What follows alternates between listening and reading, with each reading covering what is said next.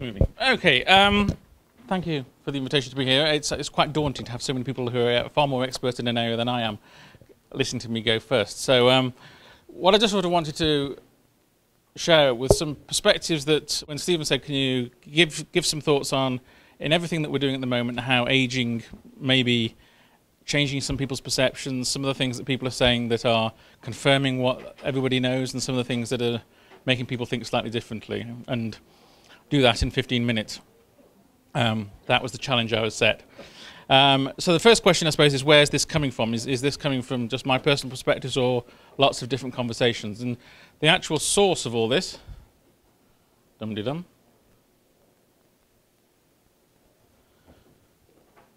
Is that me? Ilkham. Right. So the source of all this is we had a short program in 2010. We went and had 50 workshops in 25 countries with just over 2,000 people, experts in lots of different areas, and basically got them to all argue with one another about the future, with the view that it would be really useful if instead of one company having its view of the next 10 years and another company having its view and another company having its view, if we could put those all together and everybody could share each other's perspectives, it's hopefully going to give everybody a better platform to innovate after, see opportunities. There's nothing particularly secret about what IBM or Shell or Pfizer or the government of Singapore or the UN think about the next 10 years. It's what you do with it that's important. So let's try and bring it all together. So that's what we ran in 2010. And oops, on the website, in the book, and everything's free to download, we captured quite a lot of the big issues. Everything from the future of cities to energy, to food, to water, to identity, to data, etc., etc. So I'm not going to go through all that. I'm just going to pick off a couple in the next few minutes. One thing I'm also not going to do is go down the conventional route of talking about healthcare. I think there's many people here who already know the issues around trying to focus more on healthcare than sick care, assisted care, medical tourism, etc., etc. They're topics which we've covered, but I don't really want to highlight them today, because I think that's probably ground that people have been over a lot of times before. So there was one thing that everybody agreed about that's relevant to this, and that's that there's more people on the planet. And there's going to be more and more people on the planet probably for the next 40, 50 years. It isn't necessarily the volume increase that seems to be concerning lots of people. It's the fact that the balance of society is changing to an unhealthy level in certain places. Now, people talk about phrases like dependency ratios, and we were talking earlier, you've got far nicer diagram of number of old people to the number of people in work than to quote dependency ratios. But when you start to look at places like Japan or places like Korea, you start to see societies which are really getting unsustainable in their ability for the taxes of the young to effectively keep on supporting the old. So there's this big issue about dependency ratios and how they're shifting, and quite a lot of people get fixated in just that the driver of this is the aging population and more people over 60, over 50, etc. on the planet. I think for me the big aha was when people started saying, no, this is the really big driver here is fertility, and the number of children being born in certain economies dropping rapidly. And particularly when you look at some places, I'm going to talk about India and China in a few minutes, but when you look at places like Europe, where the average family is now having 1.2 children instead of the 2.2, which keeps everything going, you can really see that as well as everybody getting older, there's less people being born to be able to support. So it's that sort of ratio of the elderly and the lack of young that's causing some pretty fundamental problems in certain parts of the world. One of the short-term compensations that you're seeing is that migration is now being seen in a more positive light to help fill that gap. If you've got less people being able to work in a particular area, immigration is being seen as a more proactive means of balancing it out. You have places, particularly Canada, Australia and New Zealand, are always talked about as places that are migration magnets setting themselves up. If you go to places like France, and particularly France, but also Germany, publicly the politicians have all got a very anti-migration attitude because they're going to lose votes over it. But off the record, they will all recognize that in order for Europe's population to just keep with the same standard of living in 10 years' time as they had 10 years ago, they need another 80 million immigrants over the next decade.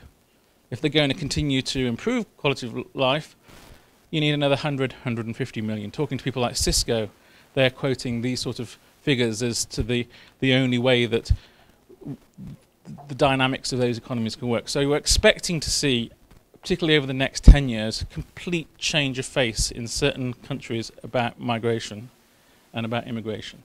But one of the things here is that what people are really after is that they want the young to be migrating and not necessarily the whole family. So it's causing issues in terms of splitting up families and leaving the old behind. And you're particularly seeing that in many of the fast-growing megacities in the world. There's a whole load of numbers there.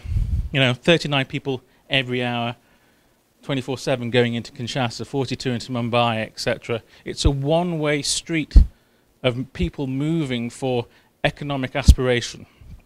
I think we all know about more people moving in China internally than populations have ever moved before. The biggest shift of population going on, but largely it's young people moving into the cities, leaving the old behind. Now the money is hopefully flowing back, but you are ending up with almost a hollowing out of certain parts of societies in certain locations that's starting to cause people some issues. One of the consequences, sorry, things seem to be a little bit slow. One of the consequences, and this was a conversation we had with the head of the Bank of India, was that particularly when you look through the lens of the one-child policy in China and what that's doing to the way their society is structured, one of the consequences is that people feel that India has an advantage probably 40, 50 years down the line because it's still got a pretty perfect population pyramid with a number of children coming into effectively coming into the workforce. And one of the comments that kept on coming up time and time again was because every child in China will be, within the next 30 years, supporting 2 parents and 4 grandparents, because they're all still going to be around, that's why there's such a rush for them to get rich before they get old. There's this perspective that that sort of, India seems to be slightly, okay, there's all the corruption issues that people sometimes identify, but there seems to be a little bit more confidence in India that it can take its time. Whereas some parts of China, it really is this rush. We need the money now because if we don't get it now, we're going to be burdened with this high dependency ratio. We're going to be just the same as Japan, Korea, Finland, etc. So it's interesting that quite high up people in the Indian government are citing this as long-term a big shift that isn't going to impact India as much as China.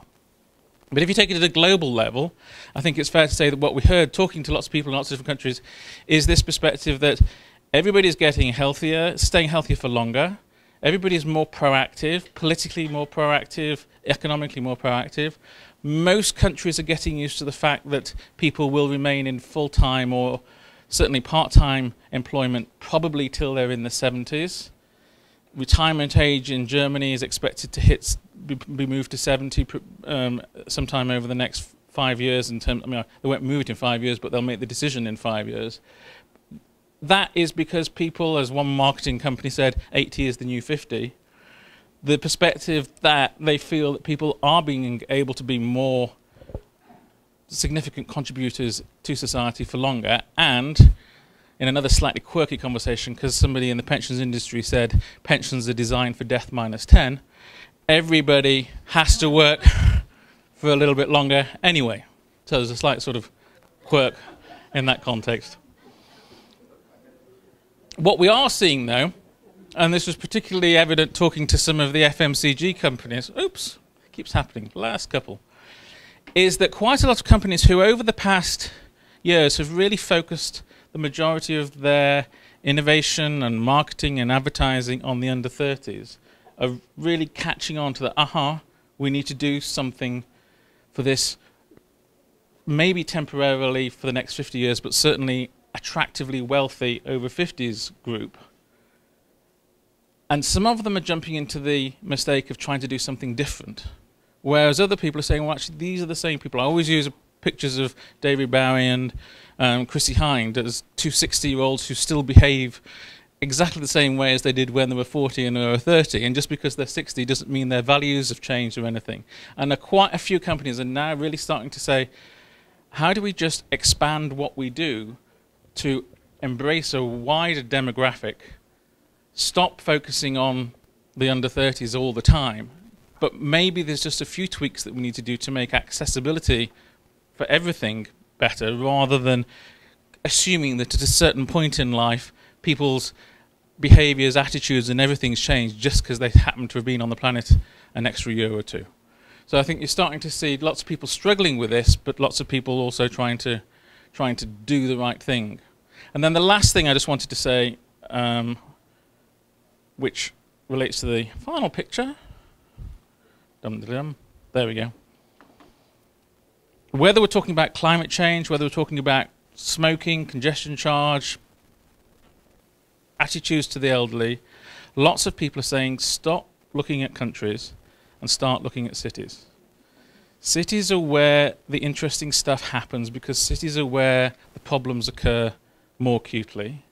People are citing examples like congestion charge, no smoking, etc., and they're linking it very much to the mayors of the world's biggest cities being free to do stuff. Bloomberg here doing the stuff around banning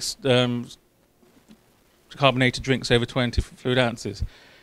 Mayor of Delhi banning taxis from having gasoline and flipping them all to natural gas.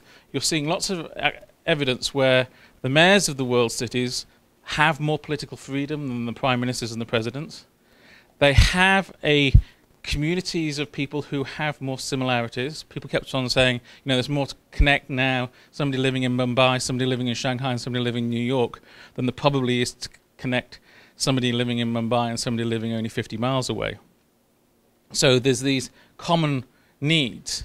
And then there's also organizations, you'll probably come across the C40. You know how you have the G20 countries, the C40, which is the mayors of the world's 40 largest cities. There's now 240 of them, but they still call themselves the C40. But that's where people like the Clinton Climate Change Initiative, that's where a lot of organizations are saying these are the people to engage on policy, because they get together every 6 months, swap their ideas, and things are moving quicker and quicker city to city. So just from a sort of, if you're going to affect change at a macro level, lots of people are saying, look at the cities, don't look at the countries, because that's where stuff can happen quicker and stuff can happen first. So hopefully, in a sort of short whiz, that helps set up some conversation. Perfect. Thank you very much. Maybe just hang on.